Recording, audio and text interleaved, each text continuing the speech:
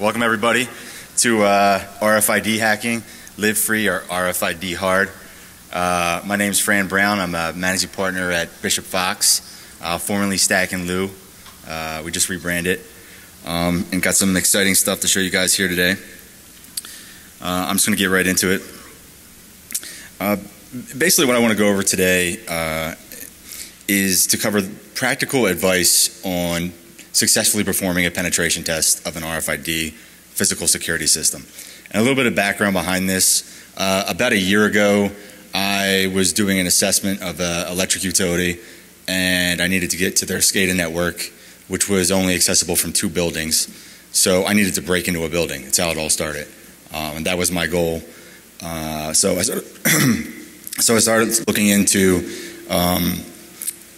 different RFID presentations that have been in the past. Unfortunately, there was no hacking exposed RFID that just let me know what I would need to know to be able to break into a building. So I watched all the past presentations I could find, anything I could find, and after a couple days I realized I was no closer to achieving my objective than I was when I started. Most of the presentations in the past discussed tools that weren't released or were more theoretical. They didn't give me exactly what I needed to know to be able to break in to a building. So that's what I hope to cover here today. And I'm going to finish up with practical defenses as well, so you know how to protect yourself. So breaking it down, it's a pretty simple methodology. When I want to do an RFID penetration test, it just boils down into 3 simple steps. First, steal somebody's badge information without them realizing it while walking by them. 2, taking that information and making a clone of their card. And then 3, going into the building that I want to break into and possibly planting a back door so I don't have to stay there very long. Seems pretty simple. But the thing that I soon realized that step 1 was a little bit difficult, because most of the tools out there required you to get within a couple centimeters to be able to successfully steal someone's badge information out of their pocket or their purse or what have you. So that kind of led to what I like to call the ass grabbing method of RFID hacking. I watched, these are all from different presentations, YouTube videos, things I've seen in the past where the people go on and on about how insecure it is and how easy it is to steal somebody's badge information, and then they have things like this where they're walking up and grabbing people's asses with a Proxmark run down their sleeve with a big CD-sized antenna, and walking around ass grabbing. I don't know how many you see Jonathan Westhew's up there. I don't know how many times you could potentially do that, walk around and a target facility and start grab-assing and before you actually get caught. I'd imagine maybe once or twice. So this wasn't a realistic thing for me. I'm like, this isn't going to work. I'm not sure what I could do at this point, but there's not really any tools that are out there that would allow me to realistically be able to pull this type of attack off. So I started looking into my own custom solutions, and with that I'm going to do a couple quick videos that I think demonstrate the limitations as well as our tools for stealing for step 1 there and making a clone of a card, just to show how easy it is now to be able to pull this off and steal someone's badge number and then break into a building. So I'm going to go to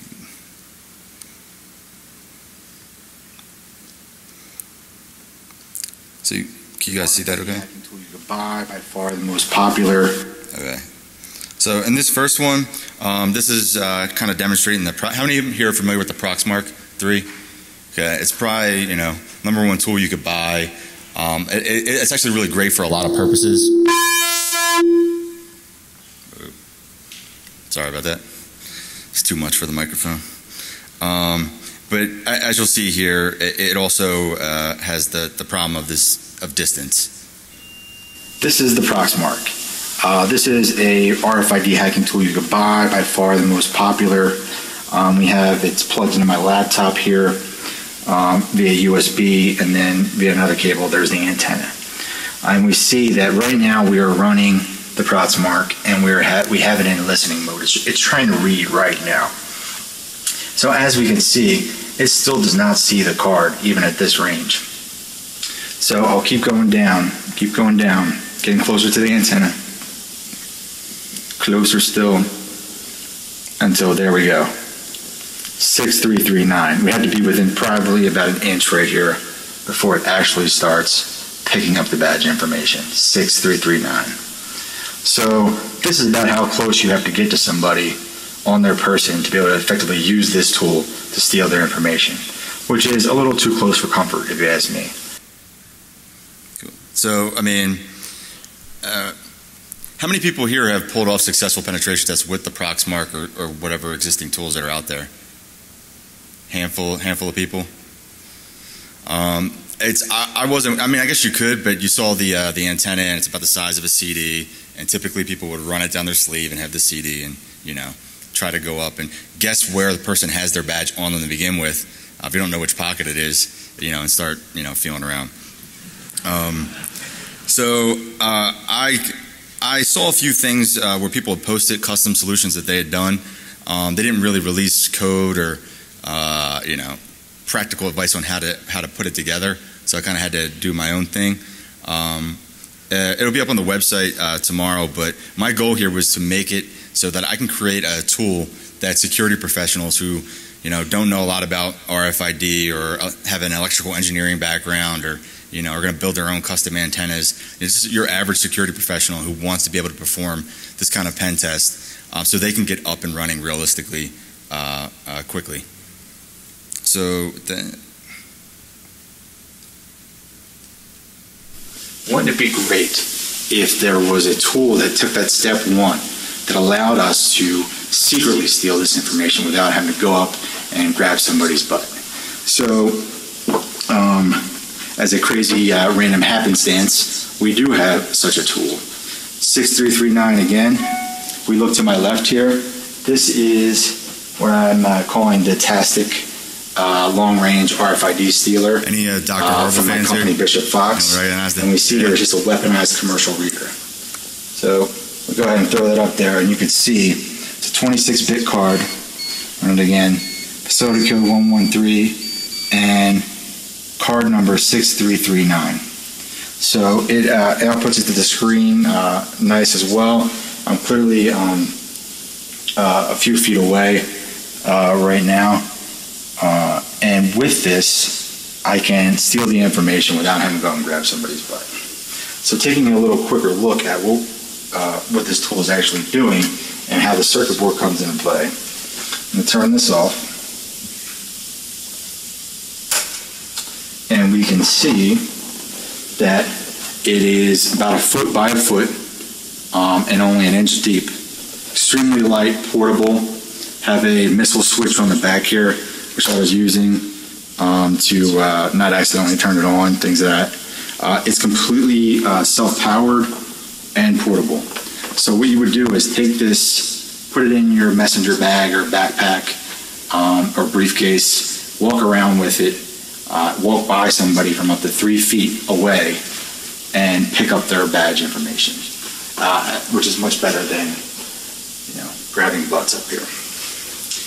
It's not only does it write it to the screen, but we actually see it's easy to take apart here. Just a single screw in the front, thumb screw that I could just twist out, and take the lid off.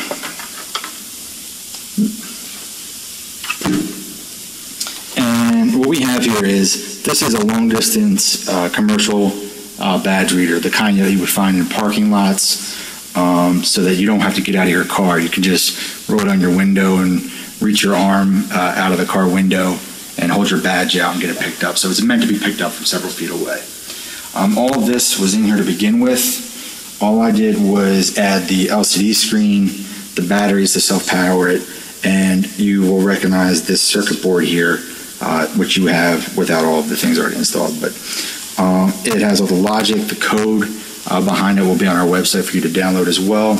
And this is just an Arduino controller that you can buy online on Amazon, Radio Shack, as well as just some resistors and a few things there you can pick up anywhere. We'll have detailed instructions on the website on how to recreate this, which is our main goal here.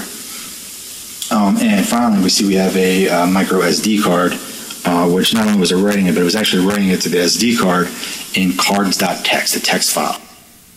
So pretty cool. Basically,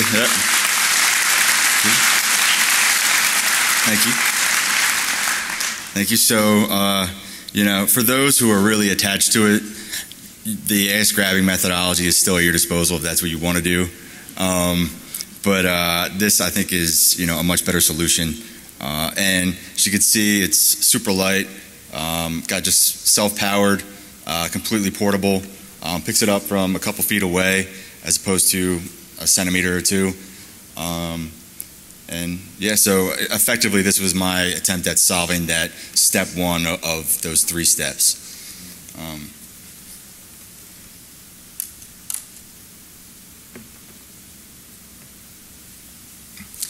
And then I just have one more video, which shows you step 2, which I mentioned. I like the Proxmark for a lot of things, but this will show microSD card. The output of a Just going to pop it into my laptop. It should come up over here.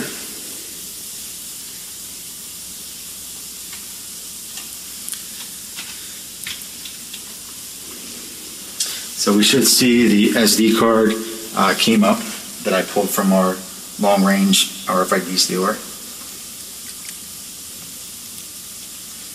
Check that out, and we see that there's a single file, cards.txt, just a simple text file. I click on that, and we see here, we scanned it a few times. It's a 26-bit card. Here is the hexadecimal notation for that badge information. We actually decode it for you. It's facility code 113 and badge number 6339, as we saw printed on the card. And we actually have the binary as well. So now we've successfully completed step 1. We've taken this silently stealing badge information and made it a realistic possibility where we can, from 3 feet away, casually walk by you and steal the information. Now that we have that, we could use tools like the Proxmark to quickly create a cloned fake version of your badge so that we can go use it. And that is extremely easy. It's a single command. We already have the Proxmark set up here. So what we're going to do is I'm going to go ahead and copy the hexadecimal version of this badge, 6339. Click copy. And we're going to come back to our Proxmark here. Now the Proxmark is in read mode right now, so by hitting this button I'll stop that. So now we have the badge information from our tool, just this hexadecimal value, and what we're going to do is take this programmable T557 card, which is a programmable card that doesn't read like anything right now, and we can turn this. This is just a sticky note. It's clearly not the 6339 badge. Just put a post-it on there. It's programmable, so I just lay that on top of the antenna here, and if we look right here, all I'm going to do is type in LF for low frequency, HID, because it's a HID card, clone, space, and then I'm just going to paste in that value we took from our cards.txt file. And click enter. And we see cloning tagged with that value that we stole, done. So right now, this card is functionally an exact duplicate of the card that we stole, 6339. So let's test it out. So we have our original again, badge number 6339. We have the original card, 6339. And it's a Prox card too. Go up here, 6339 still. Now we take our clone card, this card, which is clearly not that same card, just has my sticky note on it. That third grade handwriting on there. We come up to it. Badge 6339, facility code 113, 26-bit card. So now we've successfully stolen and now made a fake copy of this person's badge. Cool.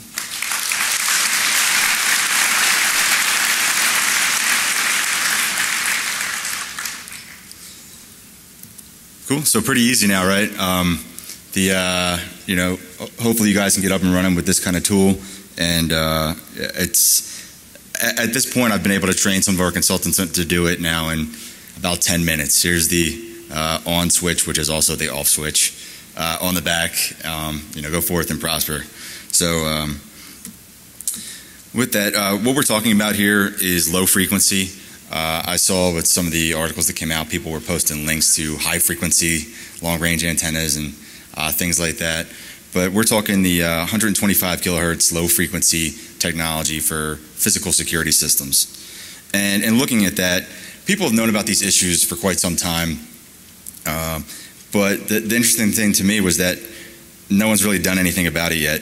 This came from HID Global directly from a post they had recently saying that 70 to 80% of physical security systems out there still use this legacy low frequency technology that we're exploiting here, despite us having known for quite some time. And they admit that, you know, there's no security, they've been hacked, we know this, they're not resistant to any of these kind of common attacks, yet they still persist. And then just looking at that, one of the motivations behind doing this talk, actually after creating the tools, was I noticed that, you know, we see in Chris Pagin's talk from 2007, you know, it couldn't be any simpler. If you're using this technology for your doors, you're highly insecure. I mean, it's just a big bullet, that's it.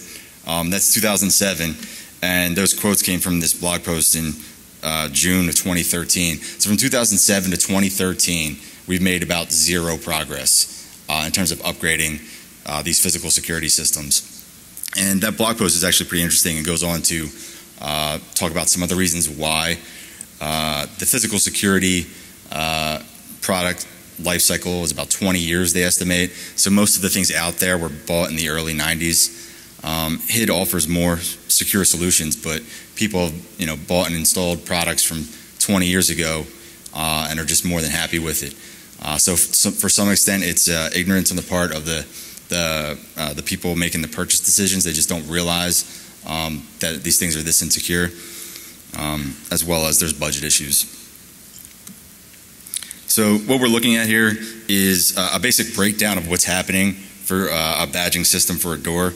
There's four main components, and coincidentally, if we're thinking about doing a pen test, those are the four areas that we'll want to target. So with this attack, we're targeting the card directly. We're going to the local Starbucks near a building we want to break into, or hang out in the smoke area or something like that, and targeting the cards that are on somebody's person. These cards, basically when they come within near distance of a reader like this, the reader powers it and it just starts singing out 26 to 37 ones and zeros. That's it. As soon as it gets powered, it just starts singing this out depending on what they have.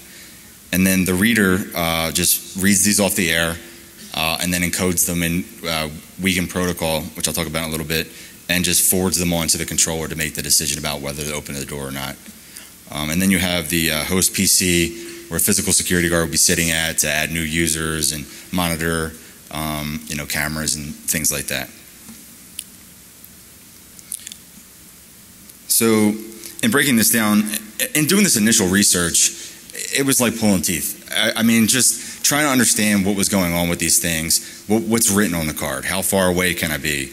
Every question that would jump to your mind, if you didn't know anything about RFID hacking, it would be like the 130th Google hit or some random product manual that I found the answer in. So I tried to compile as much of them I could here to make it easy. But one of the questions that come up is, if I saw somebody's badge, if I looked at the number on the back, is that enough information for me to make a fake copy of it? You know, if you went on Google Images and somebody took a picture and you saw their badge number, you know, could you make a copy of that? Well, the short answer is maybe. If they're so basically those 26 to 37 ones and zeros that it sings out the card when it comes near a reader, those eventually get interpreted by a controller, and the way they get interpreted is basically what they call the card format, which typically breaks down into your card ID and a facility code. What's written on the card is the card ID, which is part of what you need.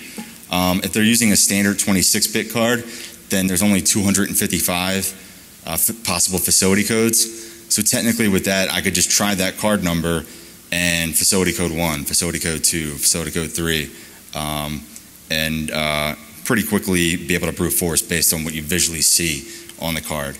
If they've implemented like a 35-bit card or something, then it wouldn't be as easy to do. There's also, you'll typically see on these cards one number and then a space and then a longer number. That longer number is just a sales order number. I found it in a product manual.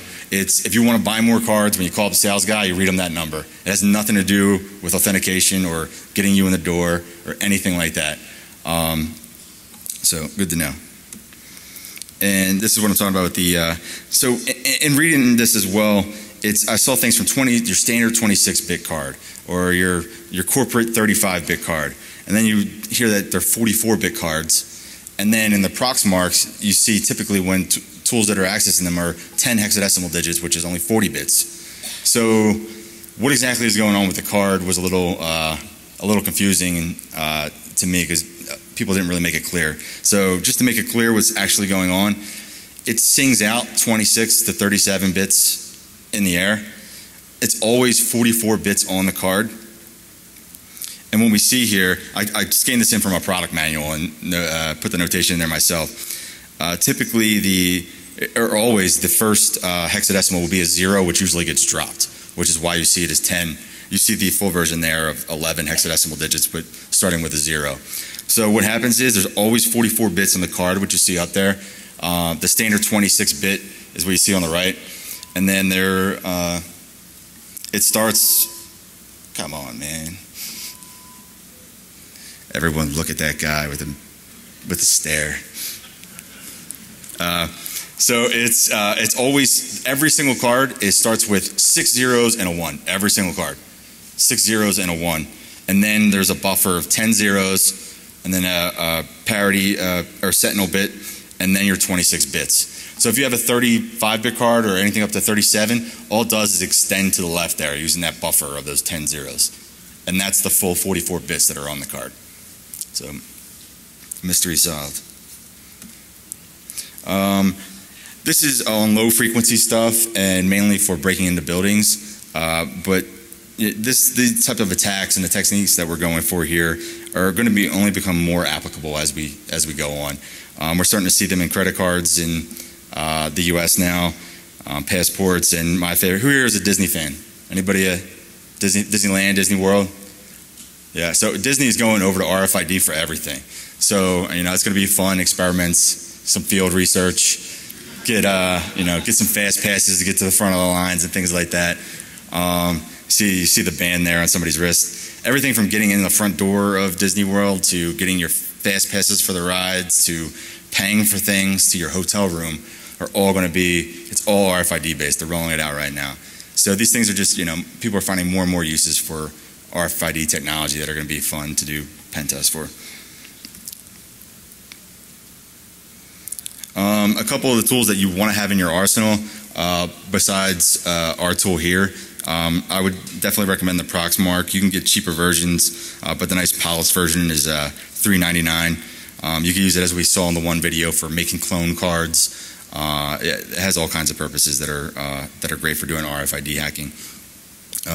It does have a single button on it. You see that workflow there?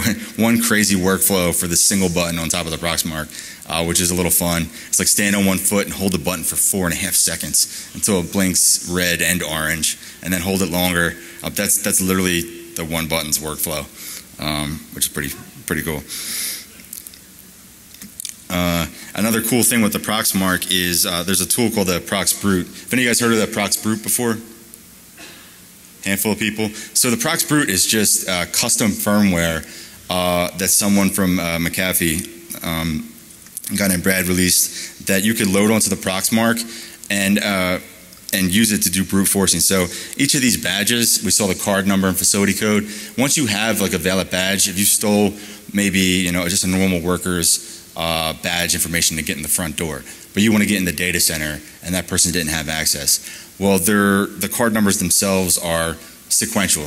So you could use this tool and the Proxmark will simulate being a badge and it'll try that number, the next badge number, the next badge number. So it'll allow you to brute force a different badge number to get into a data center or more secure area than the actual badge that you stole, which is great. And it has a similar crazy workflow for that one button, which is altered there, which you see. Also, there's Adam Laurie stuff, the RF Idiot scripts. So Adam Laurie, who's done a bunch of talks, over time has compiled a bunch of different Python scripts for doing RFID hacking. And he just keeps adding to them, so for all sorts of different purposes. So I would definitely recommend checking that out, as well as one convenience is that the software, it all comes loaded on Backtrack. So all you need to do is get the equipment, plug the USB in, and fire up Backtrack, and you could be up and running and doing some stuff pretty quickly. These are extremely cool. Has anyone seen these tools before from RFIDs? Okay, I don't think I've ever seen this in a security presentation on RFID. I happened to just stumble across it. And basically, it's just two little USB sticks about that size. It requires no software. It's for field testing for people that install this type of equipment. And basically, one of the questions that I had that I wanted to answer was, what if I don't know what kind of card this is? What if I don't know what technology it's using? Take the Disney example. The Disney stuff doesn't have identifying, it has all Walt Disney stuff on their cards. It doesn't have what kind of card it actually is. So if I wanted to figure out what technology it was, I would use these things. They have a high frequency and a low frequency little USB stick. You plug it in, you open up Notepad, you lay a card on top of it and click print screen, and in Notepad it'll tell you not only what the badge information is, but exactly what technology it is, which matters for being able to understand what kind of tools you're going to need to break into it. So pretty cool. And then again, this is our tool again, which you saw the demonstration of already. I programmed in there, you see a 35-bit card. Basically, you'll be able to get one of those circuit boards I'm about to give out, or go to our website. I should be up tomorrow. Download the code that you could send away to anyone that makes circuit boards, and for about $30, they'll send you a copy. Then you buy the parts that you need, load the code that we have. It will be on our website and be up and running. You essentially plug this into any RFID reader that there is for any of the technologies. So as we'll see, simple missile switch in the back, easily from 3 feet away. I designed it, what I'll be releasing, I designed it in fritzing. How many of you guys are familiar with fritzing? Anybody? Let's play around with it. Which allows us, I'll be releasing that, and you can actually export it to extended Gerber to send away to actually get the board. That's a picture of the board that I'll be giving away after the talk. And essentially, you could take this board, and it just basically has 2 inputs and 2 outputs. It's taking in the output of a reader, like this one here. It's taking in the batteries, and it's outputting the badge number to a screen and to a text file on the card. That's as simple as you could think of how the board is working. And it's tapping that output of the reader is this Wiegand output that I mentioned earlier, which every single badge reader has this output, and they typically use. So those 26 to 37 ones and zeros, basically there's data 1 and data 0. For each 1, it sends a pulse on data 1. For each 0, it sends a pulse on data 0. And we're just tapping into that. So essentially you could use this for any type of badge system. So the 2 main ones for physical security are HID-Prox and Indala-Prox for the low frequency, which technically are both owned by the company HID at this point. But if I held a HID badge up to an Indala reader, it wouldn't do anything. Or if I held an Indala card up to a HID reader, it wouldn't do anything. So between these 2 long distance readers, one of which you see here, you're pretty much covered with 99% of the badges that people would have out there. So you could take my board, plug it into the HID reader, which we have here, and if you notice it's not working, you could plug it into the long distance Indala reader and just walk around and grab people's Indala cards as well. You see the proven secure lies written there for Indala. Indala claims to be more secure. and they have a lot of people convinced that it is. Instead of just singing out the ones and zeros, it does a little bit of obfuscation, which doesn't even matter, because if we're using an actual $1 reader like we are, it does all the decoding for you. So, you know, so it's very easy to do, and you know, we've made fake versions, and so both of these are just as susceptible. And finally, I just plugged in with the Arduino an SD card and writing it to a text file for ease, but there are plenty of Arduino add-ons that you can imagine when we play around with an add next, from you know, adding Bluetooth capabilities so I could see the badges on my phone as they're being read, or you know, even cell phone capability to have a text message me every badge that it sees if I leave it somewhere else. And these things would be relatively easy to add on to this type of technology. Forward. Dropping no eaves, Mr. Gandalf.